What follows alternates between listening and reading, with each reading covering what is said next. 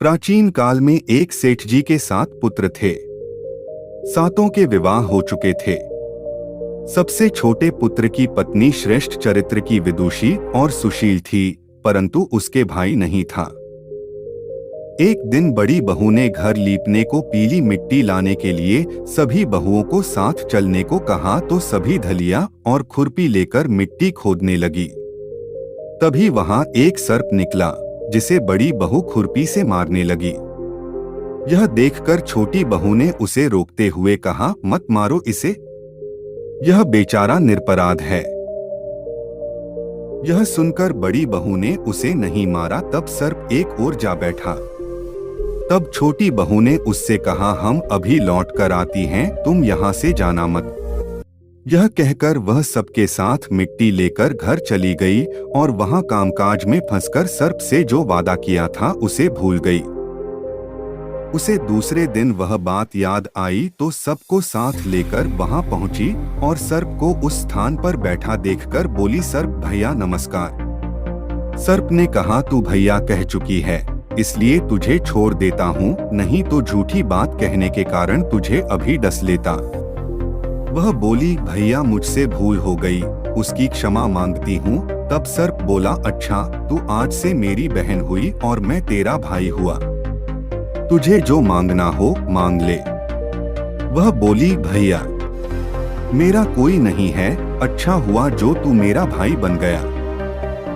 कुछ दिन व्यतीत होने पर वह सर्प मनुष्य का रूप रखकर उसके घर आया और बोला कि मेरी बहन को भेज दो। सबने कहा कि इसके तो कोई भाई नहीं था, तो वह बोला, मैं दूर के रिश्ते में इसका भाई हूँ, बचपन में ही बाहर चला गया था। उसके विश्वास दिलाने पर घर के लोगों ने छोटी को उसके साथ भेज दिया। उसने मार्ग में बताया कि मैं वही सर्प हूँ, इसलिए तू डरना नहीं और जहाँ चलने में कठिनाई हो वहाँ मेरी पूंछ पकड़ लेना। उसने कहे अनुसार ही किया और इस प्रकार वह उसके घर पहुँच गई। वहाँ के धन ऐश्वर्य को देखकर वह चकित हो गई। एक दिन सर्प की माता ने उससे कहा, मैं एक काम से बाहर जा रही हूँ, तू अपने भाई को ठंडा दूध पिला देना। उसे यह बात ध्यान न रही और उससे गर्म दूध पिला दिया, जिसमें उसका मुख बेतर जल गया। यह देखकर सर्प की माता बहुत क्रोधित हुई, परंतु सर्प के समझाने पर शांत हो गई। तब सर्प ने कहा कि बहन को अब उसके घर भेज देना चाहिए। तब सर्प और उसके पिता ने उसे बहुत सा सोना, चांदी, जवाहरात, वस्त्रभूषण आदि देकर उसके घर पहुंचा दिया। इतना ढेर सारा धन देखकर बड़ी बहू ने ईर्ष्या से कहा, भाई तो बड़ा धनवान है, तुझे तो उससे और भी धन लाना चाहिए। सर्प ने यह वचन सुना तो सब वस्तुएं सोने की लाकर दे दी।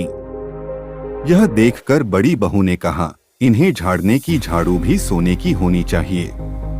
तब सर्प ने झाड़ू भी सोने की लाकर रख दी। सर्प ने छोटी बहू को हीरामनियों का एक अद्भुत हार दिया था। उसकी प्रशंसा उस देश की रानी ने भी सुनी और वह राजा से बोली कि सेठ की छोटी बहू का हार यहाँ आना चाहिए। राजा ने मंत्री को हुक्म दिया कि उससे वह हार लेकर शीघ्र उपस्थित हो। मंत्री ने सेठ जी से जाकर कहा कि महारानी जी छोटी बहू का हार पहनेंगी, वह उससे लेकर मुझे दे दो। सेठ जी ने डर के कारण छोटी बहू से हार मंगा कर दे दिया।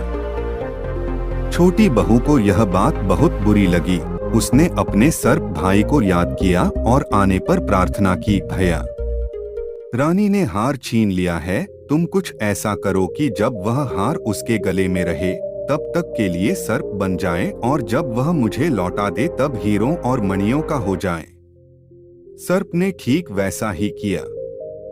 जैसे ही रानी ने हार पहना वैसे ही वह सर्प बन गया।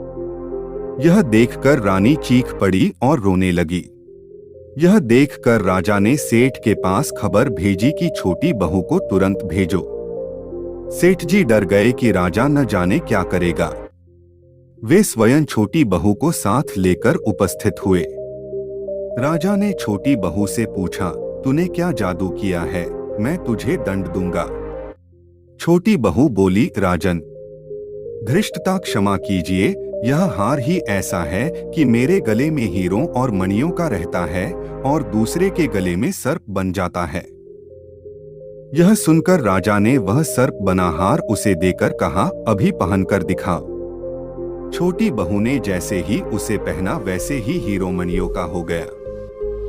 यह देखकर राजा को उसकी बात का विश्वास हो गया और उसने प्रसन्न होकर उसे बहुत सी मुद्राएं भी पुरस्कार में दी। छोटी वह अपने हार और इन सहित घर लौट आई। उसके धन को देखकर बड़ी बहू ने ईर्ष्या के कारण उसके पति को सिखाया कि छोटी बहू के पास कहीं से धन आया है। यह सुनकर उसके पति ने अपनी पत्नी को बुलाकर कहा, ठीक ठीक बता कि यह धन तुझे कौन देता है। तब वह सर्प को याद करने लगी। तब उसी समय सर्प ने प्रकट होकर कहा, यदि मेरी धर्म बहन के आचरण पर संदेह प्रकट करेगा तो मैं उसे खा लूंगा। यह सुनकर छोटी बहू का पति बहुत प्रसन्न हुआ और उसने सर्प देवता का बड़ा सत्कार किया। उसी दिन से नाग पंचमी का त्योहार मनाया जाता है और स्त्रियां सर्प को भाई मानकर उसकी पूजा करती हैं।